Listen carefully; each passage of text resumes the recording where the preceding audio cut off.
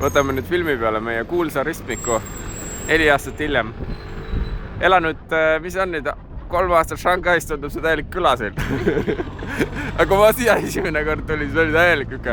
Vau, see on alles, ristmik. Lähme üle vist, võtta. Või oodad veel mitte vist.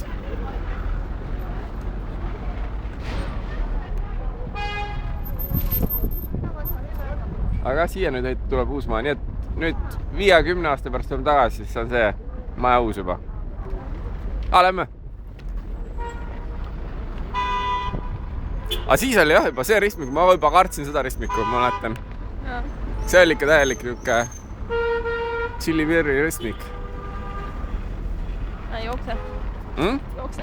Lähme sealt. Nii et jah. Kuidagi vaesemaks ei jäänud siin see asi. Ma ei tea. Päriselt on ka jumala... Või ma tulen Shanghaist võib-olla, et... see maja on uus. Ma ütlesin kohe, et... Siin on kõik lahu... siin on majad kõik, ja. Need on kõik maha lõhutud. Siit ma... Siin oli üks see... Kus sai seda kuradi ma... see müügi, nad on ikka veel siin alles, need müüvad veel. Nad ei taha ära veel minna. Siin alati me ossime neid, mina käisin, kõik ossid siit, see oli parimaid puuvilja kohti. Aga nad jah, progressi leevad alla. Nad ehitavad uued asjad kõik.